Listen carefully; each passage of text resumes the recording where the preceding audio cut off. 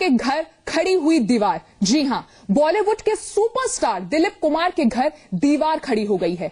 भाई बंट गए हैं और रिश्तों में दरार आ गई है। वजह है दिलीप कुमार का पाली हिल का बंगला। 7 साल पहले तक दिलीप कुमार के 2 भाई उनके साथ इसी बंगले में रहा करते थे, लेकिन अब मामला कोर्ट तक पहुंच गया है।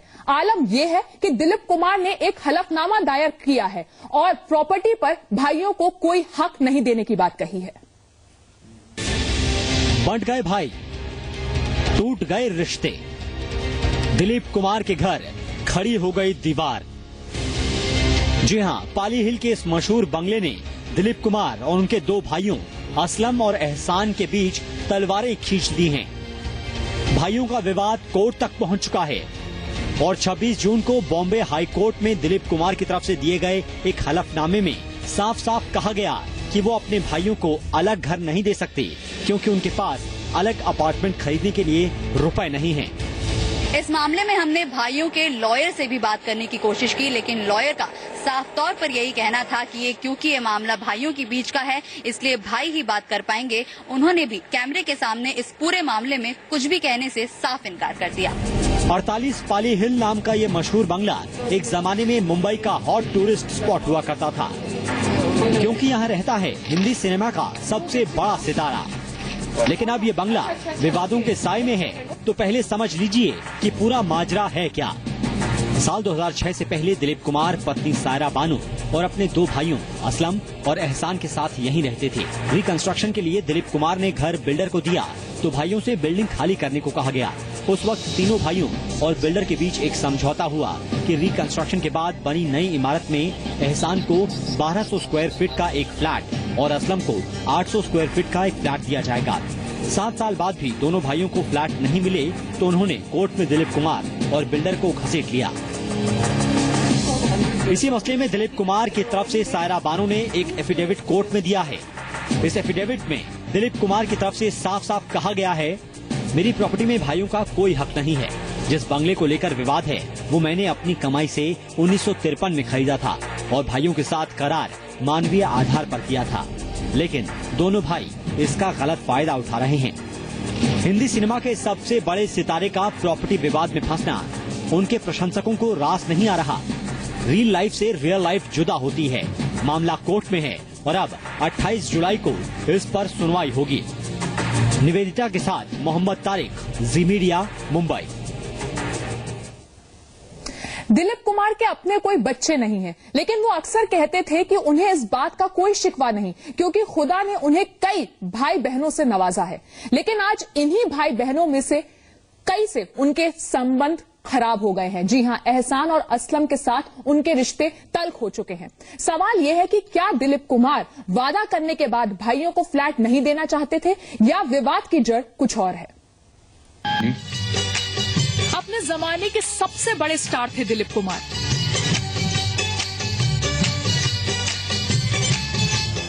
लेकिन अब इतने बेबस क्यों हैं कि वो अपने भाइयों को 1200 स्क्वायर फीट और 800 स्क्वायर फीट का फ्लैट नहीं दिला सकते? आखिर 48 पाली हिल का पूरा विवाद क्या है?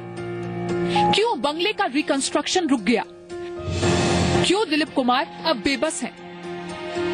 दरअसल दिलीप कुमार का यह बंगला किसी जमाने में खताऊ ट्रस्ट के पास था।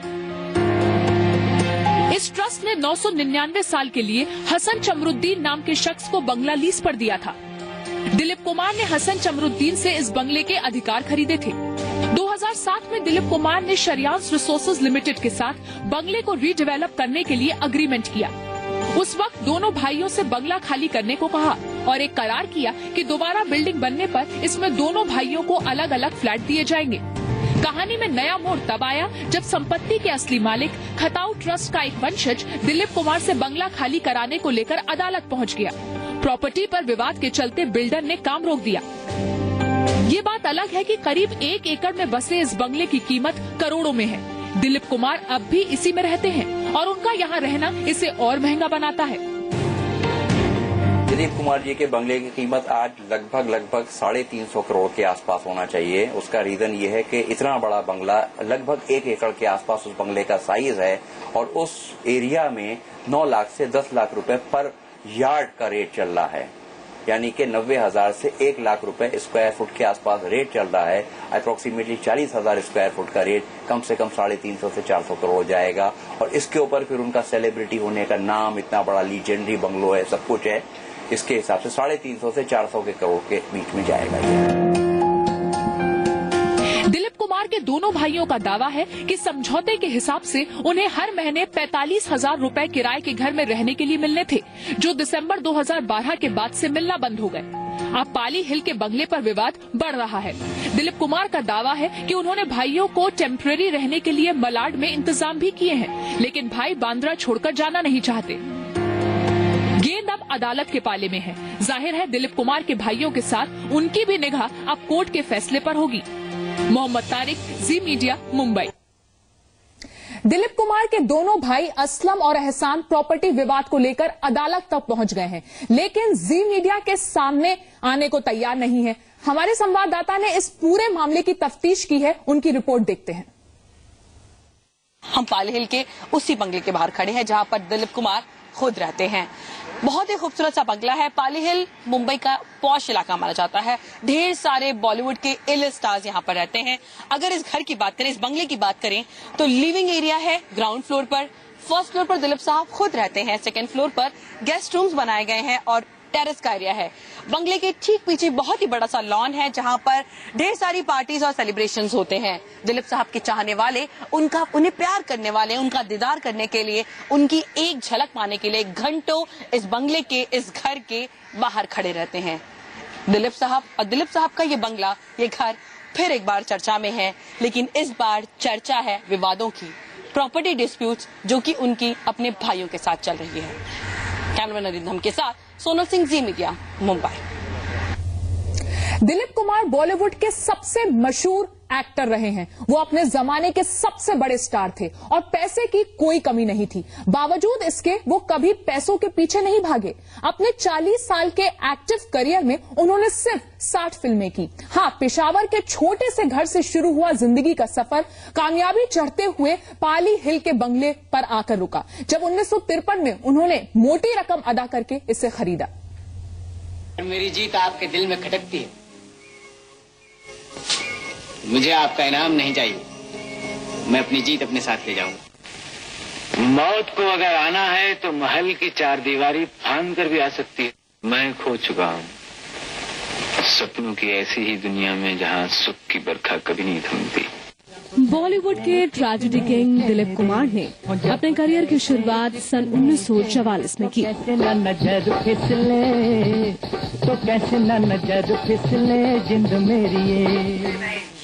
सेनापति जी, हिंदी फिल्म इंडस्ट्री को कई हिट फिल्में देने वाले दिलीप साहब की जितनी भी तारीफ की जाए कम है।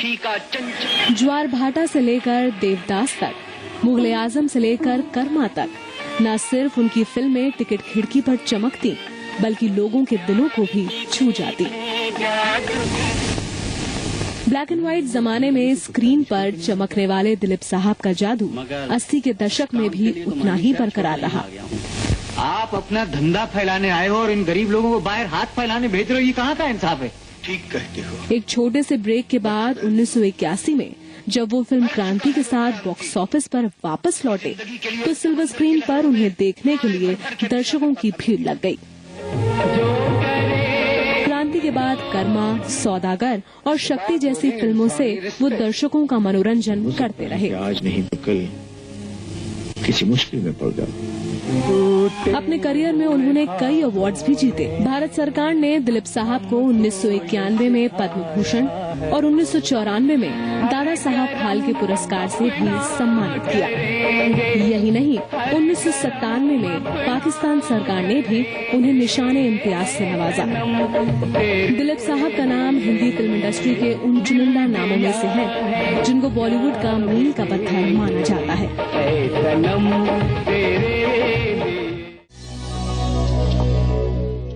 आज लोग जिस तरह शाहरुख के मन्नत या अमिताभ बच्चन के प्रतीक्षा और जलसा को देखने के लिए पहुंचते हैं, एक जमाने में दिलीप कुमार के घर 48 पाली हिल देखने पहुंचा करते थे। कैसा है पाली हिल का ये बंगला और क्या खासियत है, ये जाना जी मीडिया ने। ट्रेजेडी किंग दिलीप कुमार और उनके भाइयों के बीच प्रॉपर्टी को लेकर विवाद खत्म होने का नाम नहीं ले रहा। इस वक्त हम मुंबई के पाली हिल इलाके में हैं और ये वही कुरैशी हाइट्स है, ये वही बिल्डिंग है जहां पिछले कई सालों से जो दिलीप कुमार के दोनों भाई हैं, एहसान जो कि करीब 82 साल के हो चुके हैं और असलम जो कि 80 साल के हो चुके हैं, वो रहते हैं। कई सालों से वो यहाँ रह रहे हैं। हालांकि उन्होंने हमसे बात की, लेकिन ऑफ द कैमरा उन्होंने हमसे सारी बात की। कैमरे पर वो कुछ बात नहीं करना चाहते क्योंकि उनका कहना है कि ये पर्सनल मैटर है, ये भाइयों के बीच की बात है, उसे ये पब्लिक में लाना नहीं चाहते अपनी तरफ से। जो भी उन्होंने कहा उसमें यही बात सामने आई है कि वो दिलीप कुमार को आज भी अपने पिता की तरह मानते हैं, बड़े भाई की तरह मानते हैं। आज भी वो यकीन रखते हैं कि जो कुछ भी वो हैं वो आज दिलीप कुमार की वजह से ही हैं। जो एहसान जी हैं 82 साल के, उन्होंने करीब 40 साल तक दिलीप कुमार के साथ काम किया है। हर फिल्म में वो जाते थे उनके साथ। आज भी वो पल याद रखते हैं। हमसे बात करते वक्त कई बार वो रोए, उनकी आंखें नम हो गई दिलीप साहब को याद करते हुए। उनका सिर्फ यही कहना है कि 2007 में जो उनके साथ करार किया गया था, जबानी तौर पर ही सही, वो उसे पूरा करे। अपनी जबान की कीमत रखें दिलीप साहब, और पैसे से उनका कोई लेना देना नहीं है, लेकिन जो जबान दिलीप कुमार जी ने उनको दी है वो उसे कहीं ना कहीं पूरा रखे। और ये वही समझते हैं कि कभी न कभी उनको अपने हक का जो जमीन है, जो जितना दिलीप कुमार से वो प्यार करते हैं, उसको वो कहीं ना कहीं वापस उनके पास जरूर आएगा। कैमरा पर्सन पी श्रीनिवास के साथ निवेदिता मिश्रा, जी मीडिया, मुंबई।